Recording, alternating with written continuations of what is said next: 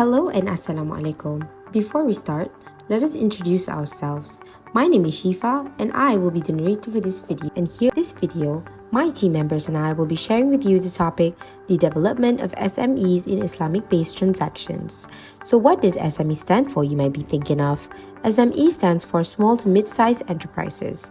SMEs are generally developed due to the size of their firm, which falls below a certain limit, as the number of their employees, assets and revenues they obtain will be smaller than the other bigger organizations. Despite certain limits, SMEs' importance has widely taken place in each country. They play a big role in bringing growth to the country's economy, more compared to the big organizations due to the number of SMEs being significantly more than big companies. Their development is easy, only requires small capital, and simpler and more flexible operations in handling their organization. According to Investopedia, small businesses contribute up to 43.5% of the entire company's GDP growth, which is massive. The development of SMEs brings decent work by giving more targeted job scope for new employees to be taken, and decent economic growth, which is relevant to Sustainable Development number 8. Sustainable number 17, Partnership for Goals, is also relevant, whereby spreading and introducing Islamic-based transactions globally through SMEs to help mobilize financial resources for developing countries. Through Islamic-based transactions, it can help develop countries in attaining debt sustainably, which can help be done through partnerships or collaborations of few SMEs organizations from different targets but in the same industry. For example, a car company would purchase different parts of the vehicle from various SMEs, and some can be imported too. Therefore, in the next parts of this video, we will talk about the definition of Islamic-based transactions, the differences between SME and Islamic-based transactions, the importance of Islamic-based transactions, the challenges faced by SMEs in implementing and developing Islamic-based transactions, and lastly, how SMEs include Islamic-based transactions in their businesses. Now let's look into the definition of Islamic-based transactions. Islamic-based transactions or Islamic banking is an Islamic financial system that adheres to Sharia, or also known as Sharia compliance finance. You might ask, what is Sharia compliance? It is the law and rules that have been derived from two main sources.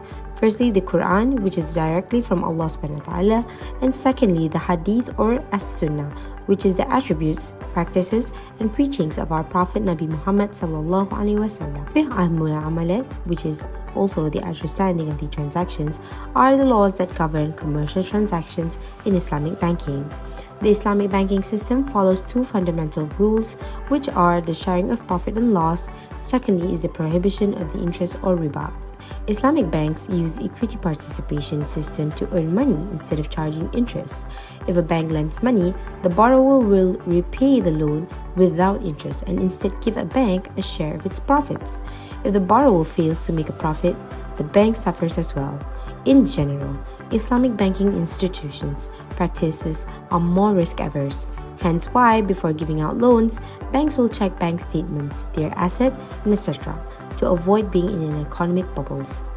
Here are some contracts that are implemented by SMEs by using Islamic-based transactions and Islamic finances, such as Murabaha, which is financing, Mudaraba, which is profit sharing, Ijara, which is leasing, Musharakah, which is partnership, Aslam, which is forward sale, Muajal, deferred payment sale, and lastly, Aslam, deferred delivery sale contract.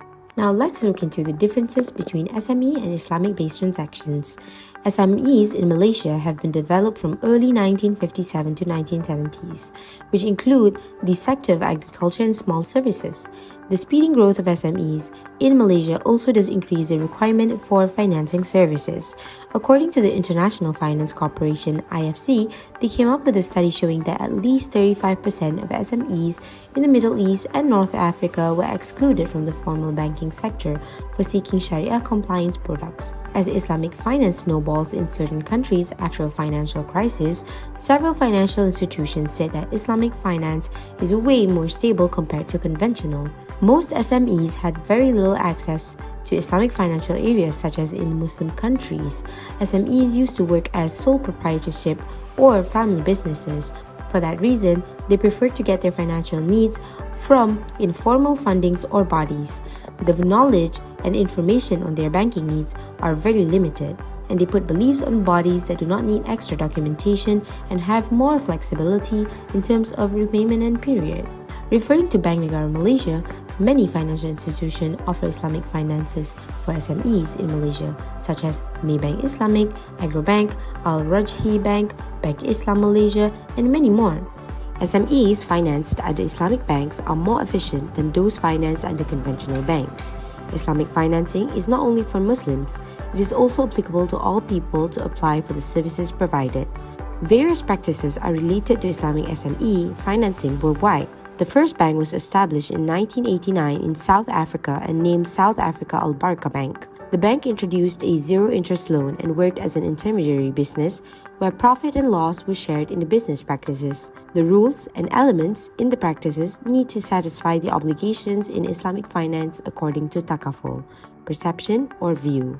Other than that, every process done by conventional banks to shift to an Islamic banking stream needs to be recorded in a different account from the conventional ones. This is done to attract all activities done by Islamic banks, and the formation must have at least 3 Sharia advisors to have registered with the central bank. Apart from that, there are also SMEs with conventional-based transactions. These financing also does attract most of the small and medium entrepreneurs to support their growth and help them to operate.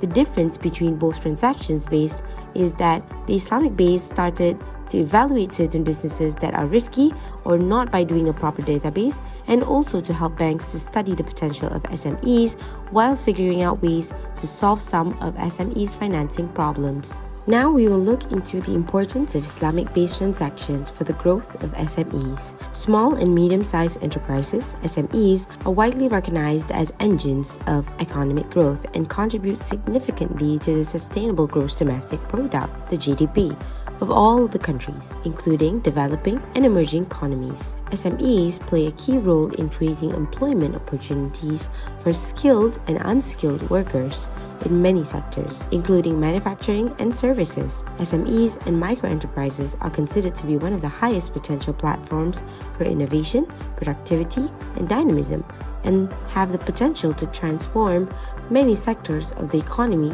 through job creation, production expansion, export orientation, and income growth. In addition, these companies also dominate various subsectors of strategic business services, including services related to computer software and information processing, research and development, marketing, business organization, and human resource development. According to World Trade Report 2016, it is estimated that SMEs make up to 95% of business and provide over 65% of employment worldwide and over 50% of the gross domestic product. As such, they occupy an important place on the development agenda and are an integral part of the overall national development strategy in most countries. Both developed and developing countries recognize the role of SMEs as the most important contributor to economic growth and development. Access to finance is a key issue for the SME sector, especially in Islamic countries.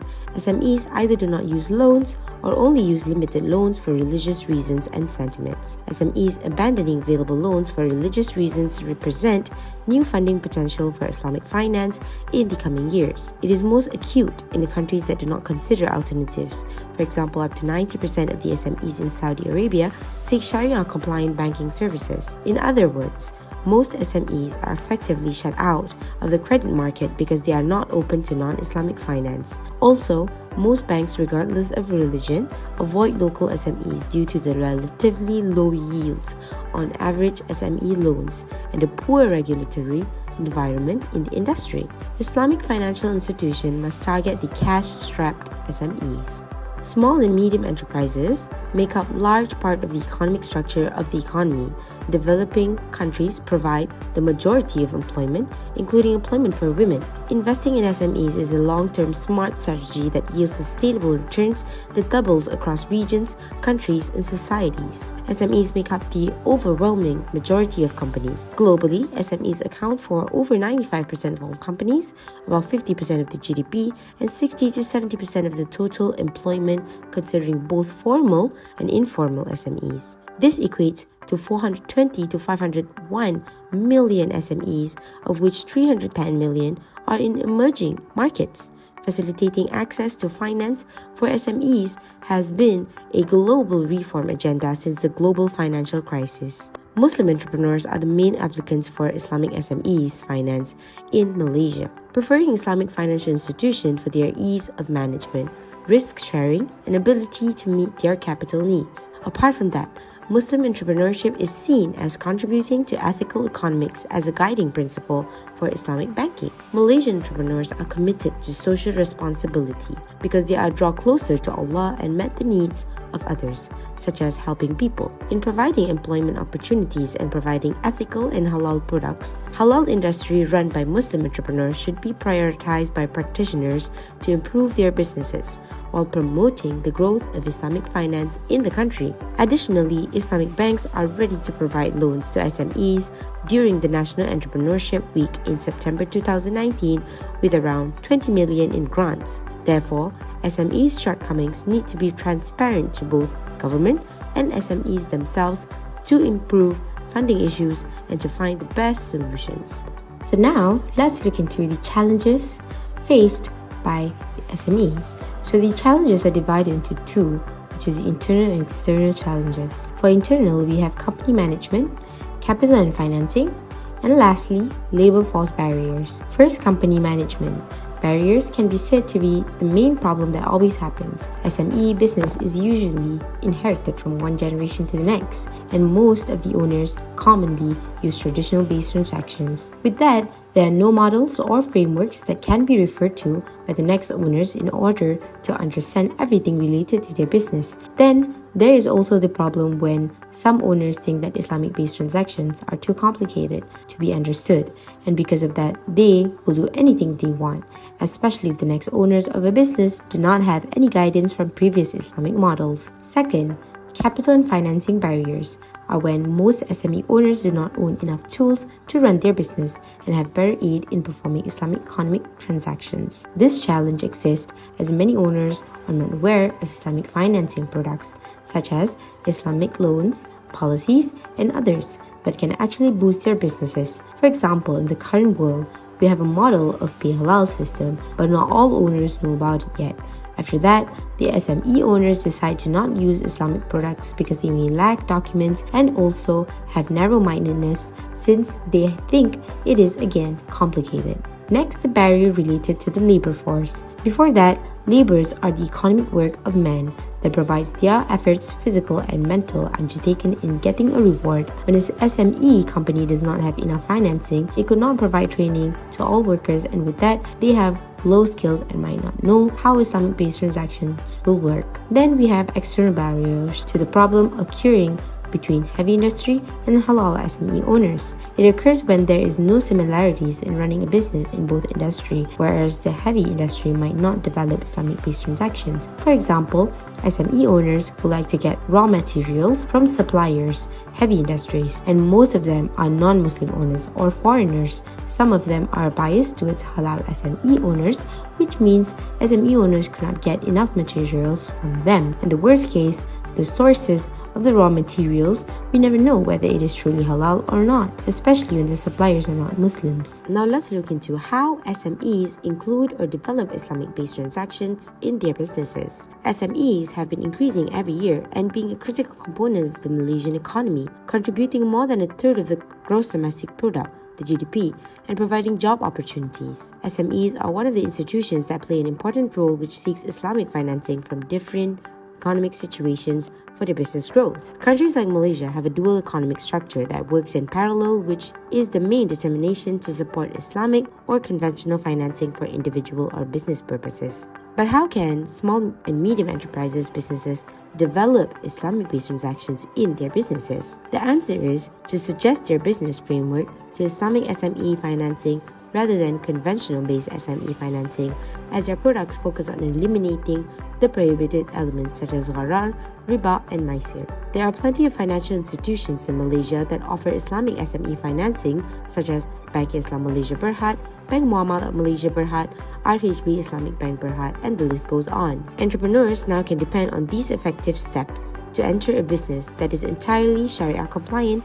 to find the best choice solution on the financing matter. The first step is to make a choice of which Islamic financing scheme suits best the entrepreneur's business in SME. The financing mostly offered schemes following the concept of Murabaha, Ijara, Tawarruk, and Qardul Hasan. After the favorite scheme was chosen, prepare the proper documentation to apply for the Islamic schemes. The better documentation prepared by the entrepreneurs, the better chance of the application being approved. When SME's application is approved, the firms should look over the risks to repay the loan and plan to use the financing wisely, which has become part of the responsibility as an entrepreneur and Muslim. Thus, it is very important to suggest a business framework for Islamic SME financing rather than conventional-based SME financing.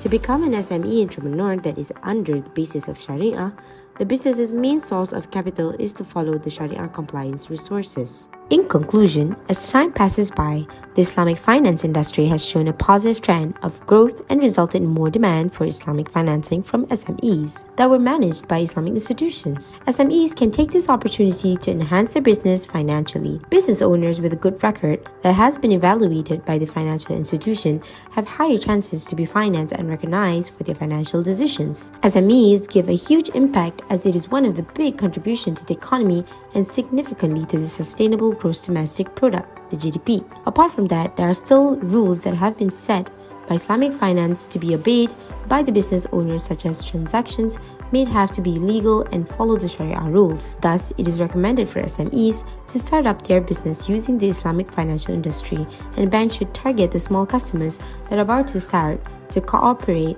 by giving sophisticated financial services.